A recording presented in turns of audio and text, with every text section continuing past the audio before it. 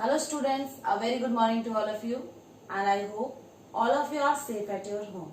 So students, हम बहुत सारे चैप्टर्स का रिवीजन कर चुके हैं एंड आई होप जितने भी चैप्टर्स का रिवीजन करा जा रहा है, जितने भी क्वेश्चंस आपको दिए जा रहे हैं, चैप्टर्स आपको पढ़ने के लिए दिए जा रहे हैं, आप पढ़ रहे होंगे चैप्टर्स भी एंड क्वेश्चंस भी लर्न कर रहे होंगे. बेटा this is your revision time.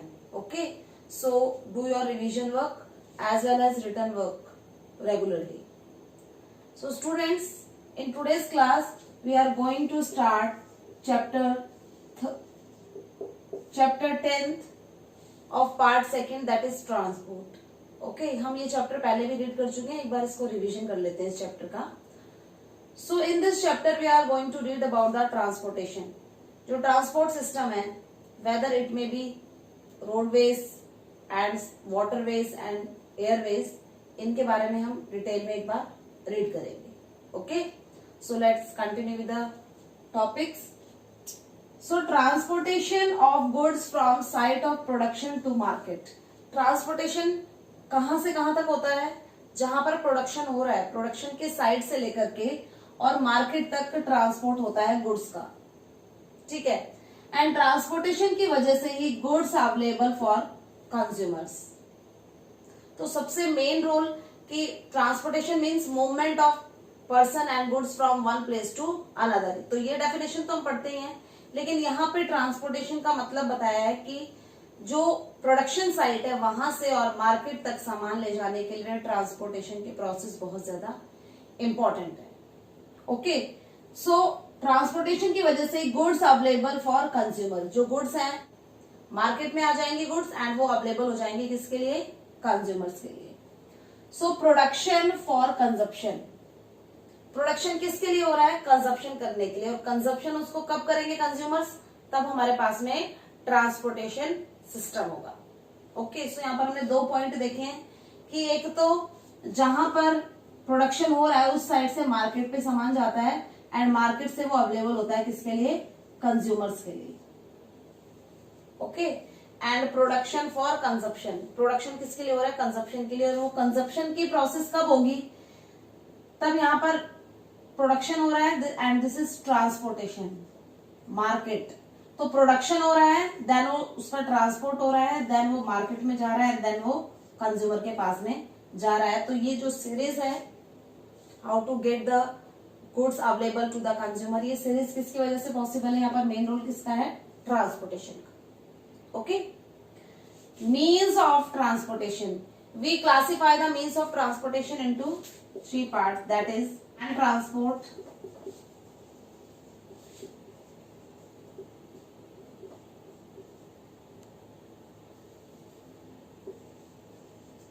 water transport and air transport. We further classify the land transport into roadways, railways, pipelines. Okay, water transport is inland water transport, जो एक ही country के बीच में एक रिवर से दूसरी रिवर तक, and sea water transport. Next is air transport में national and international. एक कंट्री से दूसरी कंट्री में जाते हैं तब इंटरनेशनल, एंड नेशनल को डोमेस्टिक भी बोलते हैं. डोमेस्टिक, जब एक ही कंट्री में एक जगह से दूसरी जगह पर जाया जाता है एयरवेज के थ्रू, इसे क्या कहते हैं? Domestic transport. So means of transport में हमने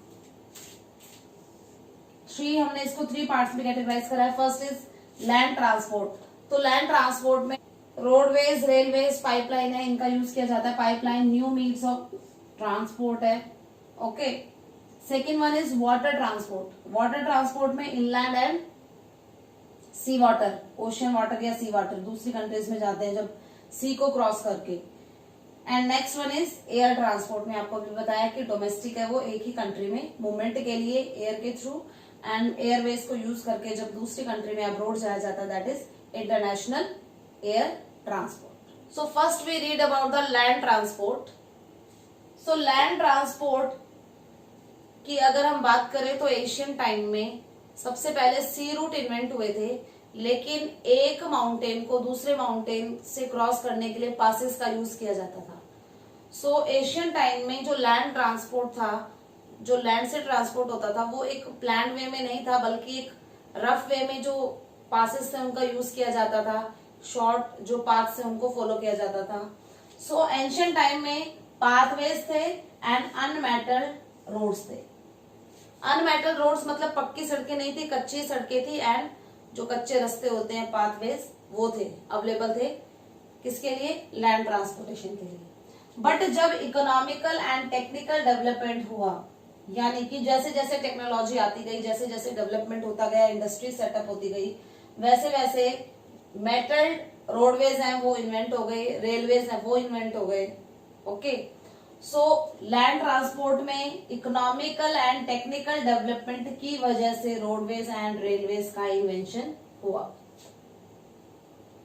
large volume of people of goods from one place to another. Land transport से भी हम लार्ज जो वॉल्यूम है गुड्स का या पीपल का, वो एक जगह से दूसरी जगह ले जाया जा सकता है। सो डू यू नो में एक बॉक्स में दिया हुआ है कुछ डिस्क्रिप्शन, वो पढ़ लेते हैं। सो शेर शाह सूरी, इन्होंने शाही रॉयल रोड बनवाई थी। किस लिए बनवाई थी, अपने एम्पायर को बहुत स्ट्रॉन्ग करना चाहते थे कि आर्मी एक जगह से दूसरी जगह जल्दी से पहुंच जाए, तो पूरा कनेक्शन रखना चाहते थे अपने एम्पायर का। इन्होंने ऑल ओवर इंडिया उनको कॉन्क्वेर कर लिया था। सो टू स्ट्रेंथन एम्पायर, अपने एम्पायर को स्ट्रेंथन करने के लिए, मजबूत बनाने के लिए इन्होंने इंडस वैली से सोनार वैली तक, अब सोनार वैली कहां पर है, वेस्ट बंगाल में, इंडस वैली कहां पर है, पाकिस्तान में। तो नॉर्दर्न इंडिया का पूरा इस तरह का हिस्सा कि पाकिस्तान से एंड वेस्ट बंगाल, पूरा नॉर्दर्न इंडिया को कवर करती हुई इन्होंने एक बहुत बड़ी रोड कंस्ट्रक्ट करवाई थी, जिसे शाही रॉयल रोड कहा गया था। ठीक है, या हम शेर शाह सूरी मार्ग भी कहते हैं उसे, क्योंकि इन्होंने सबसे पहले बनवाया था। लेकिन जब ब्रिटिशर्स इंडिया में आए तो इन्होंने उस शेर शाह सूरी मार्ग का नाम चेंज करके ट्रंक रोड, जीटी रोड कहते हैं जिसे हम, ग्रैंड ट्रंक रोड। ओके, तो चेंज कर दिया इसका नेम, एंड इसको कर दिया कैलकाटा से पेशावर तक। मतलब इंडस वैली में भी, पाकिस्तान में भी एक जगह है पेशावर, एंड सोनार वैली यानी वेस्ट बंगाल में कैलकाटा। सो इन्होंने नेम फिक्स कर दिया कि कैलकाटा से और पेशावर तक है GT road, grand trunk road. लेकिन अगर हम अब लेकिन राइट नाउ इसको हमने टू सेगमेंट्स में बांट दिया है, टू पार्ट्स में डिवाइड कर दिया है। NH1 एंड NH2 इनको नेम दिया गया है। NH1 में Delhi to Amritsar and NH2 में Delhi to Kolkata. Means Delhi to ये Amritsar, this is Delhi, and Delhi to Kolkata. So इसको NH1 एंड NH2 इसको टू सेगमेंट्स में डिवाइड कर दिया गया। ये था कौन सा रोड, ये था जीटी रोड, जो ब्रिटिशर्स ने इसको नाम दिया था। अदरवाइज इसको शाही या रॉयल रोड कहा था, किसने, शेर शाह सूरी ने। इसको शेर शाह सूरी मार्ग भी कहा जाता है। तो ये इंपॉर्टेंट है, ये रिवाइज करना पड़ेगा एक बार। जैसे हमने ग्रैंड ट्रंक रोड का डिस्क्रिप्शन पढ़ा था, ऐसा ही एक डिस्क्रिप्शन दिया हुआ है हमारे बुक में, that is Bharatmala umbrella scheme. अब ये भारतमाला अम्ब्रेला स्कीम है, this is for road development. ये रोड के डेवलपमेंट के लिए बनाई गई थी, और इसमें कुछ इंपॉर्टेंट पॉइंट थे, एक बार वो देख लेते हैं, क्योंकि अगर 3 मार्क्स से क्वेश्चन में आया कि भारतमाला अम्ब्रेला स्कीम है वो क्या थी, तो हमने ये पॉइंट लिखने पड़ेंगे। So development of state roads, coastal border areas. अब जो स्टेट रोड्स हैं, स्टेट्स में जो रोड्स हैं, एंड कोस्टल बॉर्डर्स, जो कोस्टल एरिया में बॉर्डर्स रोड्स हैं, उनका डेवलपमेंट किया जाएगा। किस स्कीम के अंदर, भारतमाला अम्ब्रेला स्कीम के अंदर। ओके, सेकेंड फोकस किया गया कि backward areas and religious areas and tourist places.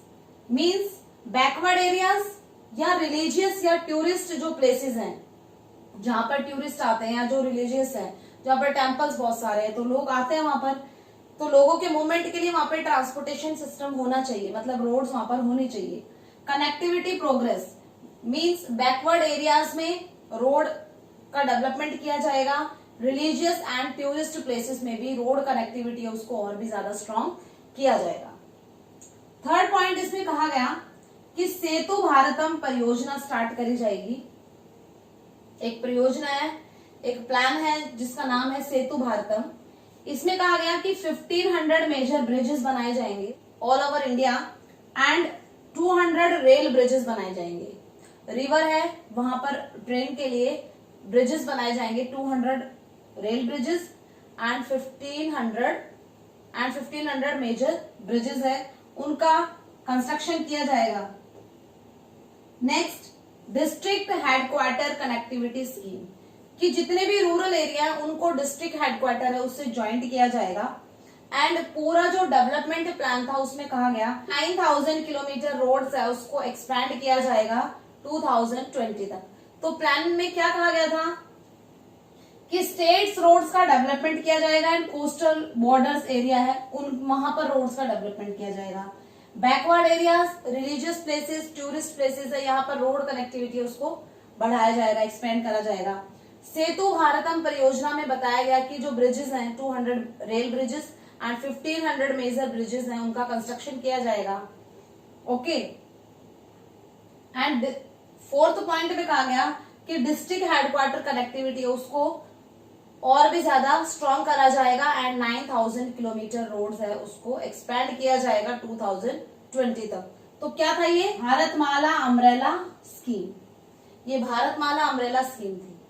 Okay, so land transport में सबसे पहले हम रीड करेंगे रोड ट्रांसपोर्ट। हमने लैंड ट्रांसपोर्ट को road transport, railways and pipelines में डिवाइड करा है। सो पहले हम रोड ट्रांसपोर्ट देखेंगे। So second largest road network of the world, India में रोड नेटवर्क की अगर हम बात करें तो सेकेंड लार्जेस्ट है। तो फर्स्ट पर है यूएसए। यूएसए में रोड डेंसिटी वो बहुत ज्यादा है। सो इंडिया में 54.8 लाख किलोमीटर रोड कंस्ट्रक्शन है। Okay, so carry 85% of passenger and 70% of freight. Freight means होता है गुड्स, जितने भी कमोडिटीज है, जितने भी गुड्स हैं उनको एक जगह से दूसरी जगह ले जाने में। एंड पैसेंजर 85 पैसेंजर है, वो किसका यूज करते हैं? रोडवेज का यूज करते हैं, वो रोड्स का यूज करते हैं। शॉर्ट डिस्टेंस ट्रेवल के लिए बहुत ज्यादा सुटेबल है। आपको शॉर्ट डिस्टेंस को कवर करके कहीं पर जाना है तो उसके लिए सबसे ज्यादा most suitable is roadways. First attempt roadways को बनाने का फर्स्ट अटेम्प्ट नागपुर प्लान में बनाया गया था 1943 में। लेकिन ये उस टाइम की बात कर रहे हैं जब ब्रिटिशर्स इंडिया में थे, तो ये सक्सेसफुल नहीं हो पाया था। प्लान 1943 में was drawn, couldn't be implemented, लेकिन ये इम्प्लीमेंट नहीं हो पाया था। मतलब रोड का कंस्ट्रक्शन 1943 में स्टार्ट नहीं हुआ था।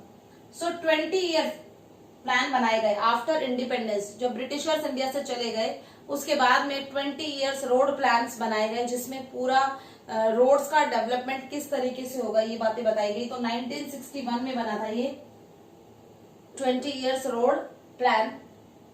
किस लिए बना था? टू इम्प्रूव द रोड्स को इम्प्रूव करने के लिए। सो इसमें national highway, state highway, rural roads सब डिस्क्रिप्शन इस प्लान में दिया गया था। Okay, roads are spread. अगर इंडिया की बात करें तो roads are spread in rural and urban area. Urban area में एंड रूरल एरिया में रोड्स कनेक्टिविटी है, बट जो रिमोट एरियाज हैं मीन्स अनड्यूलेटिंग टेरेन है, माउंटेनियस रीजन है, वहां पर जो रोड है उसकी डेंसिटी बहुत ज्यादा लीस्ट है। वहां की पर कनेक्टिविटी नहीं है रोड्स की, क्योंकि वहां पर रोड्स का कंस्ट्रक्शन थोड़ा मुश्किल होता है, इसलिए वहां पर रिमोट एरियाज में रोड का कंस्ट्रक्शन नहीं हुआ है। सो रोडवेज में सबसे पहले हम रीड करेंगे national highways. National highways are constructed and maintained by central government. Central government की रिस्पॉन्सिबिलिटी होती है नेशनल हाईवेज को कंस्ट्रक्ट करने की एंड उसको मेंटेन करने की। National highways inter state transportation करते हैं, मतलब एक स्टेट को दूसरे स्टेट, एक स्टेट की कैपिटल को दूसरे स्टेट की कैपिटल से ज्वाइन करते हैं। एनएच कनेक्ट स्टेट कैपिटल्स या major cities and ports. So जिन एरियाज में इंपोर्ट एक्सपोर्ट होता है, जहां पर पोर्ट्स हैं, वहां पर भी जुड़े हुए होते हैं national highways. So national highways are responsible to connect the state capital, major city and ports. Used for movement of defense material and strategic areas. जितने भी स्ट्रेटेजिक एरियाज हैं जहां पर हमारी आर्मी है, वहां पर defence material means food, weapons and everything which is related to the defence वहां पर पहुंचाया जाता है with the help of the national highways. It's constitute 2% of total road network. जितना रोड नेटवर्क है इंडिया में उसका 2% नेशनल हाईवेज है. Carries 40% of road traffic. लेकिन इसमें ट्रैफिक, रोड ट्रैफिक है वो 40% है, इसमें मूव होता है. अब एक अथॉरिटी है national highway authority of India, जिसे हम नाई कहते हैं, national highway authority of India. ये नेशनल हाईवेज के कंस्ट्रक्शन एंड मेंटेनेंस के लिए रिस्पॉन्सिबल है. मींस जो मिनिस्ट्री ऑफ ट्रांसपोर्टेशन है इंडिया में, वो किसके अंडर में है? वो सेंट्रल गवर्नमेंट के अंडर में है. उन्होंने सारी रिस्पॉन्सिबिलिटी नेशनल हाईवे की किसको दे रखी है? नाई को, national highways authority of India.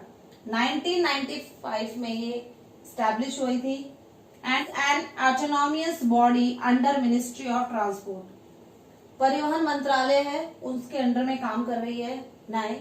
And ये एक ऑटोनॉमियस बॉडी है, मींस ये एक बहुत ज्यादा पावरफुल कमेटी है. पूरी रिस्पॉन्सिबिलिटी है नेशनल हाईवेज को लेकर के. जितने भी मेजर डिसीजंस होते हैं, जितने भी डेवलपमेंट प्रोग्राम होते हैं, मेंटेनेंस होता है, कंस्ट्रक्शन होता है, इस ऑर्गेनाइजेशन की रिस्पॉन्सिबिलिटी है.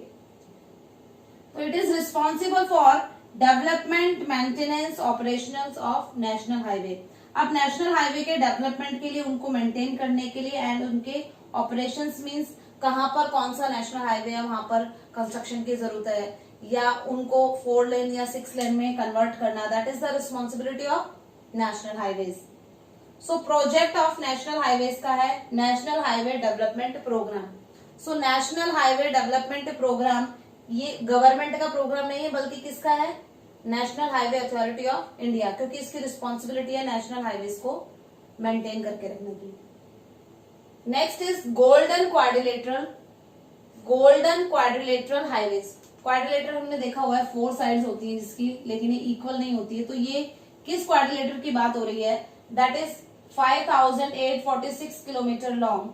ये जो क्वाड्रिलेटर है इसकी टोटल लेंथ बताई है कि 5846 किलोमीटर लॉन्ग है. एंड ये 4 to 6 लेन, कहीं पर 4 लेन है, कहीं पर 6 लेन भी है.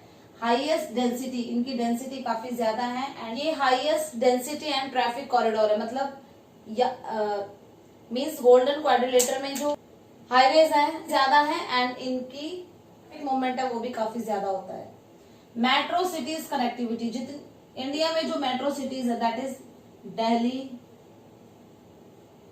Kolkata, Mumbai and Chennai. So Mumbai, Delhi, Kolkata and Chennai. So इस तरह से क्वाड्रिलेटर बनता है. ओके.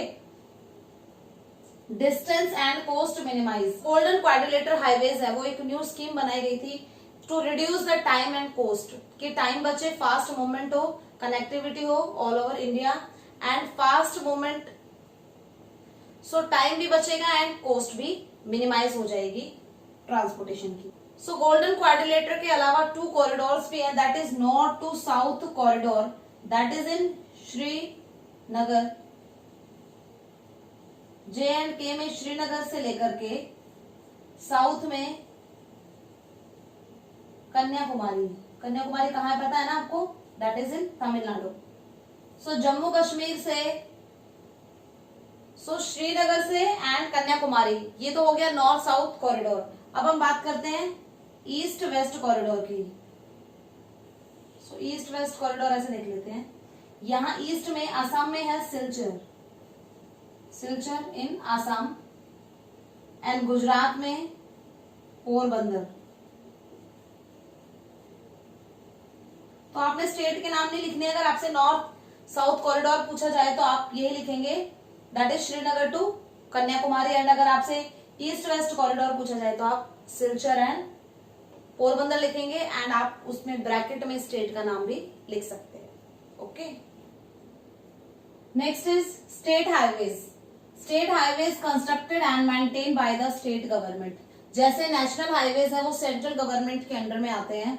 सो स्टेट हाईवेज है वो स्टेट गवर्नमेंट के अंडर में आते हैं. स्टेट गवर्नमेंट की रिस्पॉन्सिबिलिटी है उनको कंस्ट्रक्ट एंड मेंटेन करने की. Joint state capital with district headquarter. अब ये क्या करते हैं? सो स्टेट हाईवेज स्टेट कैपिटल, किसी स्टेट की कैपिटल को वहां के जो डिफरेंट डिस्ट्रिक्ट हेडक्वार्टर है उनसे ज्वाइन करते हैं.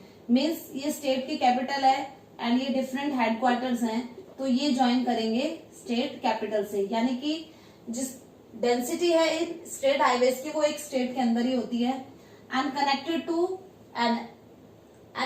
To national highways. और ये नेशनल हाईवेज से भी जुड़े हुए होते हैं, क्योंकि हमने ये पढ़ा था कि एक स्टेट की कैपिटल है वो दूसरे स्टेट की कैपिटल से ज्वाइन होती है नेशनल हाईवे से.